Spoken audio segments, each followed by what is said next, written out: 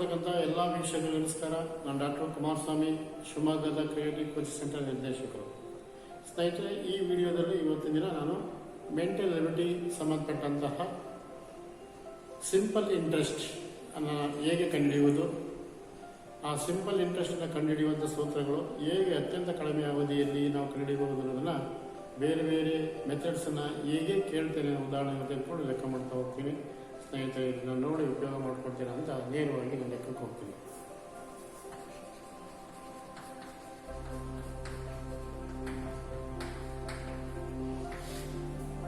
Actually applied maths ಅಂತ ಕರೀತೀವಿ.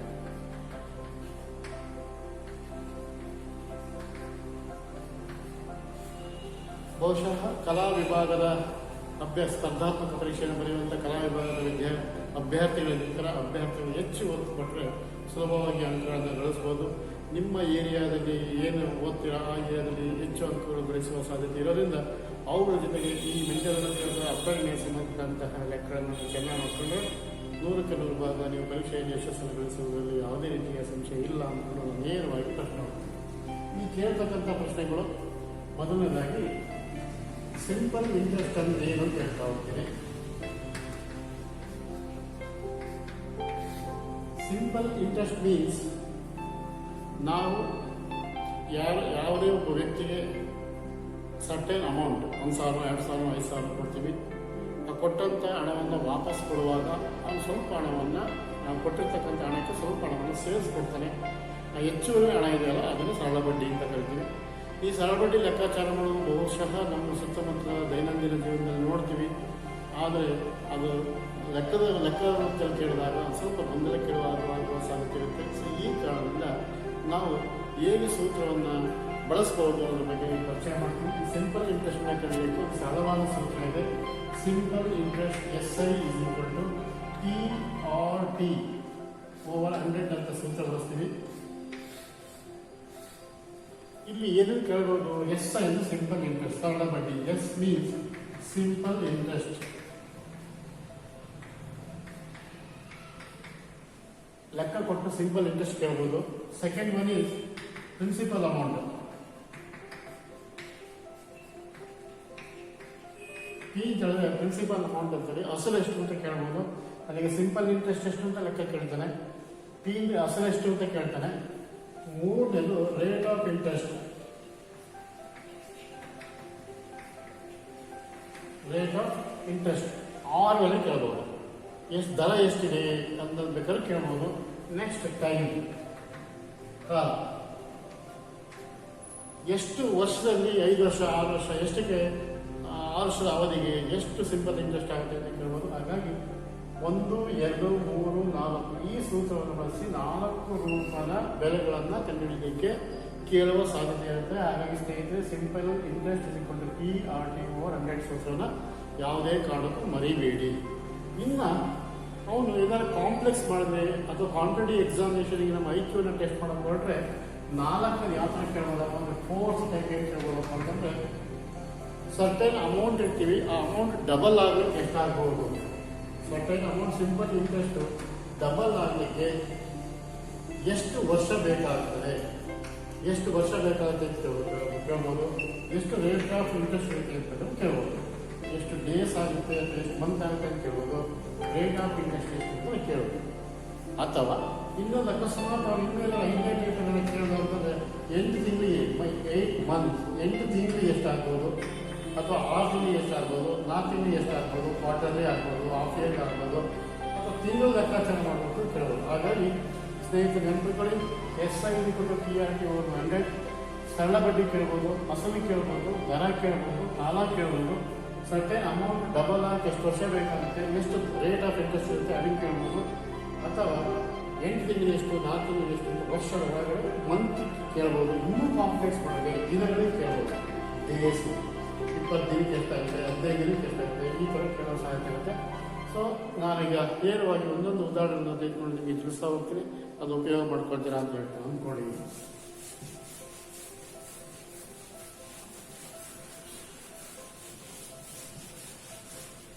ಈಗ ಒಂದು ಲೆಕ್ಕ ತಗೊಳ್ತೀನಿ. ಆ ಲೆಕ್ಕ ತಗೊಂಡು ನಿಮಗೆ ಸುಲಭವಾಗಿ ಹೇಗೆ ಮಾಡ್ಬೋದು ಅಂತ ಹೇಳ್ಕೊಟ್ಟಾಗ ಬಹುಶಃ ಸಿಂಪಲ್ ಇಂಟ್ರೆಸ್ಟು ಕಂಡುಹಿಡಿಯುವಂಥ ಲೆಕ್ಕಗಳು ನಿಮಗೂ ಸುಲಭವಾಗ್ಬೋದು ಅಂತ ಅಂದ್ಕೊಳ್ಳಿ. ಉದಾಹರಣೆ ಒಂದು ತಗೊಂಡ್ರೆ 4,000 ರುಗೆ 2% 4 ವರ್ಷಗಳಿಗೆ ಆಗುವ ಸರಳ ಬಡ್ಡಿ ಎಷ್ಟು? ಸರಳ ಬಡ್ಡಿ ಎಷ್ಟು ಅಂತ ಕೇಳಬಹುದು. ಆಪ್ಷನ್ ಎ 150 ರೂಪಾಯಿ, ಆಪ್ಷನ್ ಬಿ 300 ರೂಪಾಯಿ, ಆಪ್ಷನ್ ಸಿ 350 ರೂಪಾಯಿ, option D none of the above. ಈ ಥರ ಕೊಟ್ಟಿರ್ತಾರೆ. 4,000 ರುಗೆ 2% 4 ವರ್ಷಗಳಿಗೆ ಆಗುವ ಸಣ್ಣ ಬಡ್ಡಿ ಎಷ್ಟು ಅಂತ ಕೇಳ್ತಾರೆ. ಲೆಕ್ಕ ನೀಟಾಗಿ ಓದ್ಕೊಳ್ಳಿ. ಅಸಲು ಯಾವಾಗಲೂ ರೂಪಾಯಿನಲ್ಲಿರುತ್ತೆ, ಇಂಟ್ರೆಸ್ಟ್ ಯಾವಾಗಲೂ ಪರ್ಸೆಂಟೇಜ್ ರೂಪದಲ್ಲಿರುತ್ತೆ, ಕಾಲ ಯಾವಾಗಲೂ ವರ್ಷಗಳಲ್ಲಿರುತ್ತೆ. ಸೊ ಹಾಗಾಗಿ ವರ್ಷ ಅಂತ ಕೇಳಿದಾಗ ತಕ್ಷಣ ನೀವು ಸೂತ್ರ ಸಿಂಪಲ್ ಇಂಟ್ರೆಸ್ಟ್ I = PRT/100 ಇದು ತಗೊಳ್ಳಿ. ಈಗ ಎಷ್ಟು ಸಾವಿರ ರೂಪಾಯಿಗೆ ನಮಗೆ P ಅಂತ 4,000, P = 4,000 ರೂಪಾಯಿ. ಹೇಳಿದ್ರೆ ದರ ಯಾವುದು ಶೇಕಡ ರೂಪದಲ್ಲಿರುತ್ತೆ. ಹಾಗಾಗಿ rate of interest R = 2%. And time ಯಾವಾಗಲೂ ವರ್ಷಗಳಲ್ಲಿರುತ್ತೆ. ಸುಲಭವಾಗಿ ತಿಳಿಯಬಹುದು. ಎಷ್ಟು ವರ್ಷ? 4 ವರ್ಷ. ಅಸಲು ಯಾವಾಗ ರೂಪಾಯಿನಲ್ಲಿರುತ್ತೆ, ರೇಟ್ ಆಫ್ ಇಂಟ್ರೆಸ್ಟ್ ಯಾವಾಗಲೂ ಪರ್ಸೆಂಟೇಜ್ ರೂಪದಲ್ಲಿರುತ್ತೆ, ಅದು ಕಾಲ ಯಾವಾಗಲೂ ವರ್ಷ, ತಿಂಗಳು, ದಿನಗಳ ರೂಪದಲ್ಲಿರುತ್ತೆ. ಸುಲಭವಾಗಿ ತಿಳಿಯಬಹುದು. ಈಗ ಸಿಂಪಲ್ ಇಂಟ್ರೆಸ್ಟ್ ಎಷ್ಟು ಅಂತ ಹೇಳಿದಾಗ P ಅಂತಂದ್ರೆ 4,000 ರೂಪಾಯಿ ಕೊಟ್ಟಿರುತ್ತೆ. P ಅಂತಂದ್ರೆ 4,000 ಇಂಟು ರೇಟ್ ಆಫ್ ಇಂಟ್ರೆಸ್ಟ್ ಎಷ್ಟು? 2 ಇಂಟು 4 ವರ್ಷ.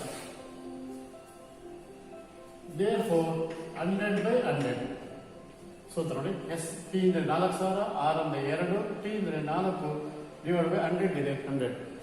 ನ್ಯೂಮರೇಟರ್ 2 0, ಡಿನಾಮಿನೇಟರ್ 2 0 ಹೋಗ್ತದೆ. Therefore 40 into 2 into 4 40 into 2 into 4 4 8 8 8 40. Therefore 400.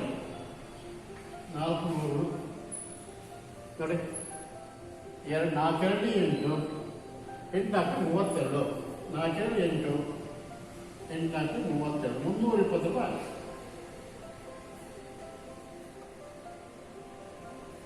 Multiplication ಮಾಡ್ಬೇಕಾರೆ ನೋಡಿ. 4 8 8 32 0 0 8 ಅದು ಬರಲಿಲ್ಲ ಅಂತಂದ್ರೆ 40 ಇಂಟು 8 ಮಾಡ್ಕೊಳ್ಳಿ. 8 0 0 8 32 320 ರೂಪಾಯಿ. So answer is 1 because the sum of the interest is 320 rupees. ಹಾಗೆ ಸುಲಭವಾಗಿ ಲೆಕ್ಕಗಳನ್ನು ಮಾಡಬಹುದು. ಈ ಸೂತ್ರವನ್ನು ಬಳಸಿದಾಗ ಸುಲಭವಾಗಿ ಲೆಕ್ಕಗಳನ್ನು ಮಾಡಬಹುದು. ಒನ್ಸ್ ಅಗೇನ್ ಬಹಳ ಇಂಪಾರ್ಟೆಂಟ್ ಪಾಯಿಂಟ್ ಅಂದ್ರೆ when we are in this formula ಅಂದ್ರೆ on the basis of year, whole year ಕೊಟ್ಟಾಗ ಕ್ಯಾಲ್ಕುಲೇಟ್ ಮಾಡಲಿಕ್ಕೆ ಸುಲಭವಾಗುವಂಥದ್ದು ಅಂತಂದ್ರೆ SI = PRT/100. ಹಾಗಾಗಿ ಇಂಟ್ರೆಸ್ಟ್ ಎಷ್ಟು ಅಂತ ಕೇಳ್ತಾರೆ. So option B is the correct answer because option A is 150 rupees, option B is 300 rupees, option C is 350 rupees, option D is none. Actual simple interest is 320 rupees because we select option D because here A, B, C are not 320 rupees. That the answer is B. ಸ್ನೇಹಿತರೆ, ಈಗ ನಾವು ಸುಲಭವಾಗಿ ಲೆಕ್ಕಗಳನ್ನು ಮಾಡಬಹುದು. ಇಲ್ಲ ನಿಮಗೆ ಲೆಕ್ಕ ಬರಲಿಲ್ಲ ಅಂತ ಅಂದ್ಕೊಳ್ಳಿ. ಲೆಕ್ಕ ಬರಲಿಲ್ಲ ಅಂತ ಹೇಳಿದ್ರೆ ನೆನ್ಪಿಟ್ಕೊಳ್ಳಿ, ನಮಗೆ 2% ಅಂತಂದ್ರೆ 102 ರೂಪಾಯಿ. ಈಗ ಬೇರೆ ಥರ ಕ್ಯಾಲ್ಕುಲೇಟ್ ಮಾಡಲಿಕ್ಕೆ ನಿಮಗೆ ಸಾಧ್ಯತೆ ಇದೆ. ಕಳಿಸ್ತೀನಿ. ನೀವೇನಾದ್ರೂ ಲೆಕ್ಕ ಬರೋದಿಲ್ಲ, ಸೂತ್ರ ಬರಲ್ಲ ಅಂತ ಅಂದ್ಕೊಂಡಾಗ ಸೊ ಈಗ 100ಕ್ಕೆ 2 ರೂಪಾಯಿ. 1000ಕ್ಕೆ ಎಷ್ಟಾಗುತ್ತೆ? 1000ಕ್ಕೆ 20 ರೂಪಾಯಿ ಆಗುತ್ತೆ. 1000ಕ್ಕೆ ಎಷ್ಟಾಗುತ್ತೆ? 20 ರೂಪಾಯಿ ಆಗುತ್ತೆ. 1000 100 ರೂಪೀಸಿಗೆ 2 ರೂಪೀಸ್, RS 1000 ರೂಪೀಸಿಗೆ 20. 1000ಗೆ 20 ಆದರೆ 4000ಗೆ 80 ರೂಪಾಯಿ ಆಗುತ್ತೆ. 24 80 ರೂಪಾಯಿ. ಒಂದಲ್ಲಿ ಎಷ್ಟಾಯಿತು? 1 ವರ್ಷಕ್ಕೆ 80 ರೂಪಾಯಿ ಆದರೆ 1 ವರ್ಷಕ್ಕೆ 80 ರೂಪಾಯಿ ಆದರೆ 4 ಇಯರ್ಗೆ ಎಷ್ಟು? 4 ವರ್ಷ. 4 ವರ್ಷಕ್ಕೆ 8×32 320 ರೂಪಾಯಿ. ನನಗೆ ಈ ಥರ ಬೇಕಾದ್ರೂ ಮಾಡೋದು. ಸೂತ್ರವನ್ನು ಬಳಸದೆ ಶಾರ್ಟ್ಕಟ್ಟಲ್ಲಿ 1 ರೂಪಾಯಿ 100 ರೂಪಾಯಿಗೆ 2 ರೂಪಾಯಿ ಆದರೆ 1000 ರೂಪಾಯಿಗೆ 20 ರೂಪಾಯಿ ಆಗ್ತದೆ. 4000 ರೂಪಾಯಿಗೆ 80 ರೂಪಾಯಿ ಆಗ್ತದೆ. ನೋಡಿ 80 ರೂಪಾಯಿ. ಎಷ್ಟು ವರ್ಷಕ್ಕೆ? 1 ವರ್ಷಕ್ಕೆ 80 ರೂಪಾಯಿ ಅಂದರೆ 4 ವರ್ಷಕ್ಕೆ 8×32 320. ಹಾಗಾಗಿ ಒಂದು 35 ಸೆಕೆಂಡ್ಸಲ್ಲಿ ಲೆಕ್ಕಗಳನ್ನು ಸುಲಭವಾಗಿ ಮಾಡಬಹುದಾಗಿರುತ್ತೆ. ಯಾಕೆಂದ್ರೆ ನಾವು ಯಾವುದನ್ನು ಬರ್ಕೊಳ್ಳೋ ಅವಶ್ಯಕತೆ ಇಲ್ಲ, ಇದನ್ನು ಬರ್ಕೊಳ್ಳೋ ಅವಶ್ಯಕತೆ ಇಲ್ಲ, ಒಂದು ಸೈಡ್ ಇದನ್ನು ಬರ್ಕೊಳ್ಳೋ ಅವಶ್ಯಕತೆ ಇಲ್ಲ, ಇಷ್ಟು ಬರ್ಕೊಳ್ಳೋ ಅವಶ್ಯಕತೆ ಇಲ್ಲ. ಯಾವುದು ಬೇಡ ಅಂತಂದ್ರೆ ಫಾರ್ಮುಲಾ ಬಳಸ್ತೀರಾ ಅಂತಂದ್ರೆ ಸಾಕಾಗುತ್ತೆ. ನೀವು ಚೆನ್ನಾಗಿ ಪ್ರಾಕ್ಟೀಸ್ ಮಾಡಿದ್ರೆ ಇದು ಬೇಕಾಗಿದೆ, ಇದು ಬೇಕಾಗಿದೆ. Sir this is enough. 4000 P ಅಂದರೆ 4000, 2 ವರ್ಷ, 2% 4 ಇಯರ್ ಡಿವೈಡ್ ಬೈ 100. ಸೂತ್ರ ಹೆಂಗೆ ಗೊತ್ತಾ? I=PRT/100. ಸೂತ್ರ ಗೊತ್ತಿರುತ್ತೆ. 0 0 ಕ್ಯಾನ್ಸಲ್ ಆಗುತ್ತೆ. 40 × 2 × 4 4 × 2 8 8 × 4 32 320 ನಮಗೆ ಕೊಟ್ಟಿರೋ ಲೆಕ್ಕದಲ್ಲಿ ಅತ್ಯಂತ ಸುಲಭವಾಗಿ ನಾವು ಲೆಕ್ಕಗಳನ್ನು ಮಾಡಬಹುದಾಗಿದೆ. ಸ್ನೇಹಿತರೆ, ಈಗ ಸಿಂಪಲ್ ಇಂಟ್ರೆಸ್ಟ್ ಅನ್ನು ಕಂಡುಹಿಡಿದು ಹೇಗೆ ಅಂತ ಬಹಳ ಸುಲಭವಾಗಿ ಅರ್ಥ ಮಾಡ್ಕೊಂಡಿದ್ದೀರಾ ಅಂತ. ಮನೆಯಲ್ಲಿ ಪ್ರಾಕ್ಟೀಸ್ ಮಾಡುವಾಗ ಲೆಂತಿ ಮೆಥಡ್ ಡಿಸ್ಕ್ರಿಪ್ಟಿವ್ ಹೋಗಿ ಆಮೇಲೆ ಸ್ಟೆಪ್ಸ್ಗಳನ್ನ ಕಡಿಮೆ ಮಾಡ್ತಾ ಬರ್ರಿ. ನೀವು are using formula or mechanical method ಆಗಾರ ಮಾಡ್ಕೊಳ್ಳಿ. ಆದರೆ ವಿತಿನ್ 30 to 40 ಸೆಕೆಂಡ್ಸಲ್ಲಿ ನೀವು ಲೆಕ್ಕ ಮಾಡುವಂಥ ಒಂದು ಟಾರ್ಗೆಟ್ ಇಟ್ಕೊಂಡ್ರೆ it's very easy to solve all such type of simple interest problems.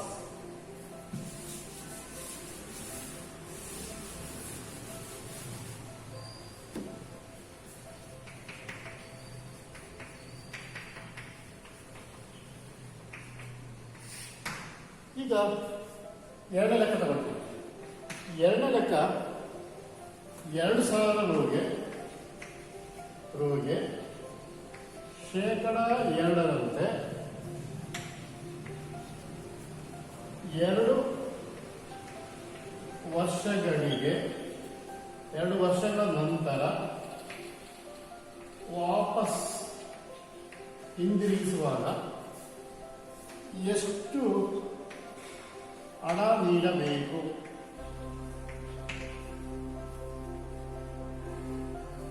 Option A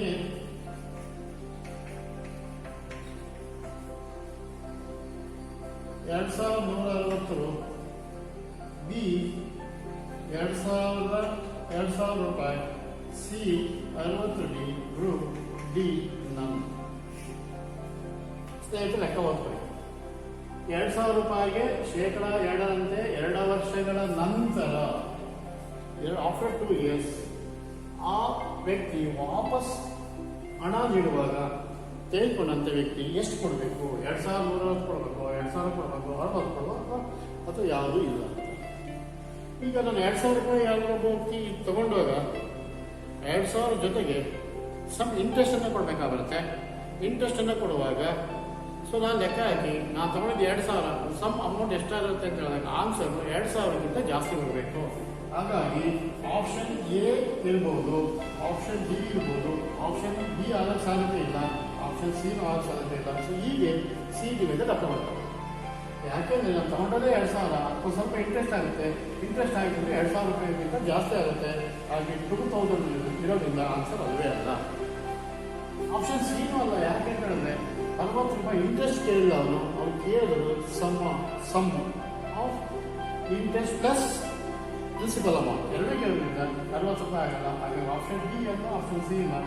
option A ಇರ್ಬೋದು, ಆಪ್ಷನ್ ಡಿ ಇರ್ಬೋದು. ಹಾಗಾಗಿ ನೀವು ಒಂದು ಮೆಕ್ಯಾನಿಕಲ್ ಮೆಥಡಲ್ಲಿ ಹೋದ್ರೂ ಸಹ ಕಂಡಿರ್ಬೋದು. 100ಕ್ಕೆ 20 ರೂಪಾಯಿ ಆಗುತ್ತೆ, 100ಕ್ಕೆ 2 ರೂಪಾಯಿ ಆದರೆ 1000ಕ್ಕೆ 20 ರೂಪಾಯಿ ಆಗುತ್ತೆ, 2000ಕ್ಕೆ 40 ಆಗುತ್ತೆ, 40 ಅಂದಾಗ 2 ವರ್ಷಕ್ಕೆ 80 ರೂಪಾಯಿ ಆಗುತ್ತೆ. ಈ ಥರ ಬೇಕಾದ್ರೂ ಕ್ಯಾಲ್ಕುಲೇಟ್ ಮಾಡೋದು. ಅಥವಾ ಸೂತ್ರ ಮಾಡ್ಕೊಂಡ್ರೆ ಸಿಂಪಲ್ ಇಂಟ್ರೆಸ್ಟ್ SI = PRT/100 ಈ ಸೂತ್ರ ಬಳಸ್ಕೊಂಡ್ರೆ ₹2,000 ಇಂಟು ₹2 ಇಂಟು 2%. 0 0 ಕ್ಯಾನ್ಸಲ್ ಆಗುತ್ತೆ. ಸೊ ಅಲ್ಲಿಗೆ 2 4 4 8 8 2 4 4 8 ಅಂತ ಹೇಳಿದಾಗ 2 0 2 0 ಕ್ಯಾನ್ಸಲ್ ಆದಾಗ ಸೊ ₹80 ಆಗುತ್ತೆ. 2 4 4 8 ಅಂತ ಹೇಳಿದಾಗ 8 ಬರ್ಕೊಂಡ್ರೆ 0 ಉಳಿಯುತ್ತೆ. ದಟ್ ಈಸ್ ₹80 ನೋಡಿ ಎಷ್ಟು ಸುಲಭವಾಗುತ್ತೆ. ಇದು ಸಿಂಪಲ್ ಇಂಟ್ರೆಸ್ಟ್ ಆಗಿದೆ. ಸಿಂಪಲ್ ಇಂಟ್ರೆಸ್ಟ್ ಆಗಿದೆ. ಈಗ ಅವನು ಏನು ಕೇಳಿದಾನೆ, ಹಣ ವಾಪಸ್ ಕೊಡ್ಬೇಕಾರೆ ಅವನು ತೆಗೆದುಕೊಂಡಿರ್ತಕ್ಕಂಥ ಅಮೌಂಟ್ ಜೊತೆಗೆ ಇಂಟ್ರೆಸ್ಟ್ ಕೊಡಬೇಕು. ನನಗೆ 2000 ಪ್ಲಸ್ 80 ₹2080 ಕೊಡಬೇಕು ವಾಪಸ್. ಹಾಗಾಗಿ ಆಪ್ಷನ್ ಎ ಅಲ್ಲ, option is D is correct because ನನ್ ಅಂತಂದ್ರೆ ₹2,080 ಕೊಡಬೇಕಾಗುತ್ತೆ. ಈಗ ಸ್ನೇಹಿತರೆ ಎರಡು ಟೈಪ್ ಲೆಕ್ಕ ತೋರಿಸಿದೆ. ಮೊದಲನೇ ಟೈಪು ಸಿಂಪಲ್ ಇಂಟ್ರೆಸ್ಟ್ ಕಂಡಿಯೋದು, ಎರಡನೇ ಟೈಪು ಸಿಂಪಲ್ ಇಂಟ್ರೆಸ್ಟ್ ಜೊತೆಗೆ ಪ್ರಿನ್ಸಿಪಲ್ ಅಮೌಂಟನ್ನು ಸೇರಿಸಿ ಅಮೌಂಟನ್ನು ಎಷ್ಟು ಕೊಡಬೇಕಾಗುತ್ತೆ ಅಂತಲೂ ಕೇಳಿದ್ದಾರೆ. ಸೊ ಆ ಲೆಕ್ಕ ಥರ ಕೇಳಿದರೆ ಎರಡನ್ನೂ ಸೇರಿಸಿ ತಗೊಳ್ಳಿ. ಈಗಾಗಲೇ ಹೇಳಿದೆ, ಸಿಂಪಲ್ ಮೆಥಡ್ ಅಪ್ಲೈ ಮಾಡಬೇಕಪ್ಪ ಅಂದರೆ ಸೂತ್ರ ಬಯಟ್ ಮಾಡಿದ್ರೆ ಇದು ಅವಶ್ಯಕತೆ ಇಲ್ಲ. ನಂತರ ಇದು ಅವಶ್ಯಕತೆ ಇಲ್ಲ, ಇಷ್ಟು ಬೆಲೆ ಅವಶ್ಯಕತೆ ಇಲ್ಲ. T/100 ಅಂತ ನೀವು ಪ್ರಾಕ್ಟೀಸ್ ಇತ್ತಂದ್ರೆ 2000 ಇಂಟು 2 ಇಂಟು 2 ಅಂತಂದ್ರೆ ನೀವು ಡಿನಾಮಿನೇಟರ್ 20 ನ್ಯೂಮಿನೇಟರ್ 20 ಕ್ಯಾನ್ಸಲ್ ಆಗ್ತವೆ.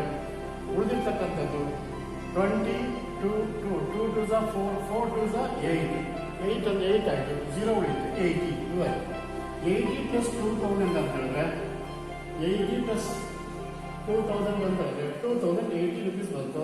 ₹2080 ಅಂದರೆ ಆಪ್ಷನ್ ಏನೂ ಅಲ್ಲ, ಆಪ್ಷನ್ ಡಿನೂ ಅಲ್ಲ, ಆಪ್ಷನ್ ಸಿನೂ ಅಲ್ಲ, option D is the correct answer. ನಾನು ಆರಂಭದಲ್ಲಿ CET ಮೆಥಡ್ ಅಪ್ಲೈ ಮಾಡಿದೆ. ಯಾಕೆಂದರೆ ಪ್ರಿನ್ಸಿಪಲ್ ಅಮೌಂಟ್ ಜಾಸ್ತಿ ಆಗೋದ್ರಿಂದ 2,000 ಅಂತೂ ಆಗೋದೇ ಇಲ್ಲ. ನಾವು ಕಾಣೋದೇ 2,000.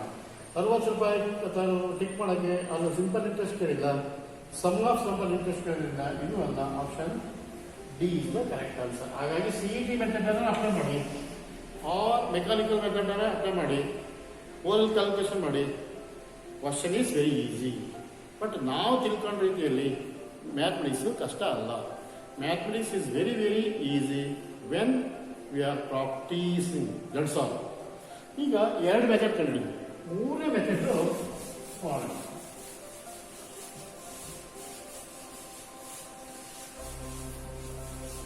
ಇದು ಮೂರನೇ ಮೆಥಡ್ ಅಲ್ಲಿ ಒಂದ್ಸರಿ ಫಸ್ಟ್ ನಾವೇನು ಮಾಡಿದ್ವಿ, ಬಡ್ಡಿ ಕಂಡಿಡಿದ್ವಿ. ಎರಡನೇದಾಗಿ ಬಡ್ಡಿ ಪ್ಲಸ್ ಪ್ರಿನ್ಸಿಪಲ್ ಅಮೌಂಟ್ ಎರಡೂ ಕಂಡಿಡಿದ್ವಿ. ಈಗ ಮೂರನೇ ಲೆಕ್ಕ ತಗೋಣ. 6,000 6,000 ಶೇಕಡ 3ರಂತೆ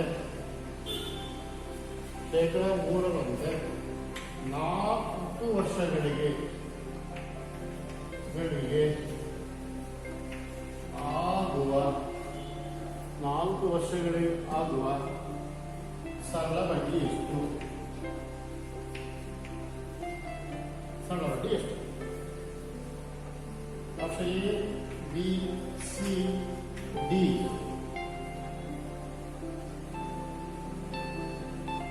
₹520, ₹620, ₹720 ನನ್. ಸ್ನೇಹಿತರೆ, ಈಗ 2 ಲೆಕ್ಕ ಪ್ರಾಕ್ಟೀಸ್ ಮಾಡಿದ್ರೆ ನೇರವಾಗಿ CET ಮೆಥಡ್ಗೆ ಹೋಗ್ತೀವಿ. CET ಮೆಥಡ್ಗೆ ಹೋದಾಗ ಟೈಮ್ ನೋಡ್ಕೊಳ್ಳಿ, ಎಷ್ಟು ಬೇಗ ನಾವು ಲೆಕ್ಕಗಳನ್ನು ಮಾಡ್ಬೋದು ಅಂತ ನಿಮಗೆ ಗೊತ್ತಾಗ್ತದೆ. ನಮಗೆ I=PRT ಹಾಕೋಲ್ಲ, ನಮಗೆ ಮನಸ್ಸಲ್ಲಿ ಪ್ರಾಕ್ಟೀಸ್ ಇರುತ್ತೆ. PRT/100 ಸಿಂಪಲ್ ಇಂಟ್ರೆಸ್ಟ್ ಎಷ್ಟು, ಸರಳ ಬಡ್ಡಿ ಎಷ್ಟು ಅಂತ. Only we are calculating simple interest. ಏನೀಗ ನೇರವಾಗಿ ನಾನು ಇಷ್ಟೇ ಹಾಕೋಬೇಕು, 6,000 ಇಂಟು 3 ಇಂಟು 4 700 ಇಷ್ಟೇ ಹಾಕೋಬೇಕಾಗುತ್ತೆ. ಈಗ ಎಷ್ಟು? 0 0 ಕ್ಯಾನ್ಸಲ್ ಆಗುತ್ತೆ, 0 0 ಕ್ಯಾನ್ಸಲ್ ಆಗುತ್ತೆ. 4 3 12, 12 ಆದರೆ 72, 4 3 12, 12 72, 720 ಅಷ್ಟೇ. Option C is correct answer. ನೋಡಿ ಅಷ್ಟೇ, ಒಂದು 5 to 10 seconds ಅಲ್ಲಿ we are finding the exact solution for given problem when you are practice in your house or when you are practice leisure time. So ಈ ರೀತಿಯಾಗಿ examination ಅಲ್ಲಿ ಲೆಕ್ಕ ಕೊಟ್ಟಾಗ ಅತ್ಯಂತ ಒಂದು ಇದು ಬರೀ ಈ ಸ್ಟೆಪ್ಸ್ ಬರೀ ಅವಶ್ಯಕತೆ ಇಲ್ಲ. We are using only one step. 6000 into 3 into 4 ಅಂತ ಹೇಳಿದಾಗ 4 3 12, 12 6 72 ಆಯಿತು. 0 ಉಳಿಯುತ್ತೆ. 72 to 0 ಮಲ್ಟಿಪ್ಲಿಕೇಶನ್ ಮಾಡಿದ್ರೆ 720 rupees. ಹೀಗೆ ಅತ್ಯಂತ ಕಡಿಮೆ ಸಮಯದಲ್ಲಿ ಲೆಕ್ಕಗಳನ್ನು ಮಾಡಬಹುದಾಗುತ್ತೆ. ನೆಕ್ಸ್ಟ್ 4ನೇ ಟೈಪ್ ತಗೊಳ್ತೀವಿ. 4th type.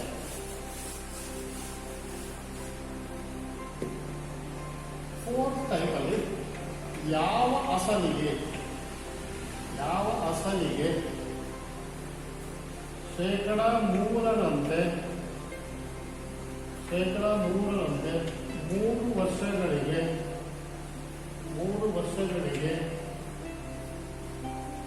90 ರೂಪಾಯಿ ಸರಳ ಬಡ್ಡಿ ಆಗುತ್ತದೆ.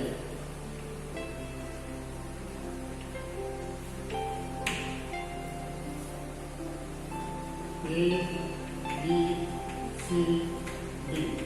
1500, 2000, 2500 ನನ್.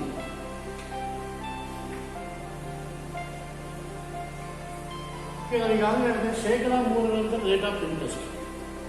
3 ವರ್ಷ ಅಂದರೆ ಟೈಮ್. 90 ರೂಪಾಯಿ ಸಾಲ ಬಡ್ಡಿಗೆ ದಟ್ ಇಸ್ ಸಿಂಪಲ್ ಇಂಟ್ರೆಸ್ಟ್. ಏನು ಕಂಡಿಬೇಕಾದ್ರೆ you are finding the principal amount P ಕಂಡಿಬೇಕು. ಸೊ ಇವಾಗ simple interest SI = PRT/100. Simple interest ಕೊಟ್ಟಿರೋದು ನೋಡಿ, ಬೇರೆ ಕೊಟ್ಟಿದ್ದ ಜೀವನದಲ್ಲಿ ಬರೀ ಎಕ್ಸಾಮಿನೇಷನಲ್ಲಿ ಪರೀಕ್ಷಾ ಹಾಲಲ್ಲಿ ಬರ್ಕೊಳ್ಳೋ ಅವಶ್ಯಕತೆ ಇಲ್ಲ. ನೇರ ಸಬ್ಸ್ಕ್ರಿಪ್ಷನ್ ಮಾಡ್ಬೋದು. ಸಿಂಪಲ್ ಇಂಟ್ರೆಸ್ಟ್ ಅಂದರೆ 90, 3 years ಅಂದರೆ ಟಿ ಆಗ್ತದೆ, 3% ಅಂದರೆ ರೇಟ್ ಆಫ್ ಇಂಟ್ರೆಸ್ಟ್ 3% ಅಂತ ಆಗ್ತದೆ. ಸೊ ಹಾಗಾಗಿ ನಾನು ಅಲ್ಲಿ ಬರ್ಕೊಳಕ್ಕೆ ಹೋಗಲ್ಲ. ಸೊ ಸಿಂಪಲ್ ಇಂಟ್ರೆಸ್ಟ್ ಅಂದರೆ 90 ರೂಪಾಯಿ ಕೊಟ್ಟಿದ್ದೇನೆ, 90 ಬರ್ಕೊಳ್ತೀವಿ. That is equal to P ಇಂದ ಕಂಡಿಬೇಕಾಗಿರೋದ್ರಿಂದ ಯಾವ ಅಸಲಿಗೆ ಇದೆ that is P. Question mark P ಕಂಡಿಬೇಕು.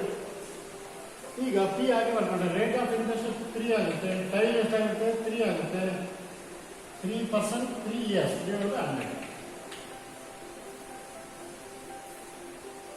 ಈಗ ನ್ಯೂಮರೇಟರ್ ಡಿನಾಮಿನೇಟರ್ ಕ್ಯಾನ್ಸಲ್ ಮಾಡೋದು ಬರಲ್ಲ.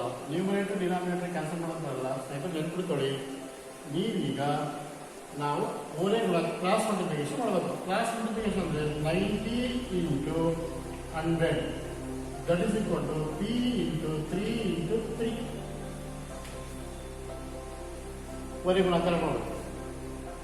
So 90 into 100 that is equal to P into 3 into 3 ಅಂದರೆ 3 3 9, 3 3 9 9. ಈ 9 ದಟ್ ಇಸ್ ಈಕ್ವಲ್ ಟು ಎಷ್ಟಾಗುತ್ತಪ್ಪ ಅಂದರೆ 10. ನಿಮಗೆ ಸುಲಭವಾಗುತ್ತೆ, ಇನ್ನೂ ಸ್ಟೆಪ್ ಹೋಗ್ತಾ ಇದ್ದ ನಾನು. 10 into 100 that is equal to P. Therefore ಇವೆರಡರ ಮಲ್ಟಿಪ್ಲಿಕೇಶನ್ ಮಾಡಿದ್ರೆ P is equal to 1000 rupees. P equals 1000 rupees. ಹಾಗಾಗಿ ಪ್ರಿನ್ಸಿಪಲ್ ಅಮೌಂಟ್ ಎಷ್ಟಪ್ಪ ಅಂದರೆ 1000 ರೂಪಾಯಿ ತಗೊಂಡಕ್ಕೆ ಶೇಕಡ 3ರಂತೆ 3 ವರ್ಷಕ್ಕೆ 90 ರೂಪಾಯಿ ಬಡ್ಡಿ ಆಗುತ್ತೆ. ಆಪ್ಷನ್ ಎ 1500 ಅಲ್ಲ, ಆಪ್ಷನ್ ಬಿ 2000 ಅಲ್ಲ, ಆಪ್ಷನ್ ಸಿ 2500 ಅಲ್ಲ, option D none, because principal amount is 1000. ಹೀಗೆ ಸುಲಭವಾಗಿ ಲೆಕ್ಕಗಳನ್ನು ಮಾಡಬಹುದು. ಲೆಕ್ಕಗಳನ್ನು ಮಾಡುವಾಗ ಸೊ ನೀವು ಬಹಳ ಮುಖ್ಯವಾಗಿ ಇಲ್ಲಿ ಕ್ರಾಸ್ ಮಾಡಿ, ಇಲ್ಲಿ ಪ್ರತಿ ಸಾರಿ ನ್ಯೂಮರೇಟರ್ ಡಿನಾಮಿನೇಟರ್ ಕ್ಯಾನ್ಸಲ್ ಮಾಡ್ತೀವಿ, ಇಲ್ಲಿ ಕ್ಯಾನ್ಸಲ್ ಮಾಡಲ್ಲ, ನಾವು ಕ್ರಾಸ್ ಮಲ್ಟಿಪ್ಲಿಕೇಶನ್ ಮಾಡ್ತೀವಿ. ಈ ಮೆಥಡ್ ಬಂದು ಸಾಕು. ಸೊ CET-ನಲ್ಲಿ ಇದು ಬೇಕಾಗಿಲ್ಲ. ಸರ್ಚ್ ಒರೇ ಗುಣಾಕಾರ ಮಾಡ್ತೀವಿ ಗೊತ್ತಿದ್ರೆ 90 ಇಂಟು 100 ಇಸ್ ಈಕ್ವಲ್ ಟು 3 ಆಗುತ್ತೆ. ಇಷ್ಟು ಕ್ಯಾನ್ಸಲ್ ಮಾಡಿದ್ರೆ ಅಲ್ಲಿಗೆ 9 1 3 9 9 9 ಆಗುತ್ತೆ. 10 ಇಂಟು 100 ಅಂದರೆ 1000 rupees. ಅಥವಾ ನಿಮಗೆ ಕ್ರಾಸ್ ಮಲ್ಟಿಪ್ಲಿಕೇಶನ್ ಮಾಡೋಕ್ಕೆ ಕಷ್ಟ ಆಗುತ್ತೆ ಅಂದರೆ ಒಂದು ರೆಡಿಮೇಡ್ ಫಾರ್ಮುಲಾ ಇರ್ತೀನಿ, ಆ ಫಾರ್ಮುಲಾ ಬರ್ಕೊಂಡು ಈ ಫಾರ್ಮುಲಾ ಬೇಡ ಅಂತಂದರೆ, ಈ ಫಾರ್ಮುಲಾ ಬೇಡ ಅಂತ ಹೇಳಿದ್ರೆ ಯಾವ ಸೂತ್ರ ಅಪ್ಲೈ ಮಾಡ್ತೀರೋ, ಯಾವ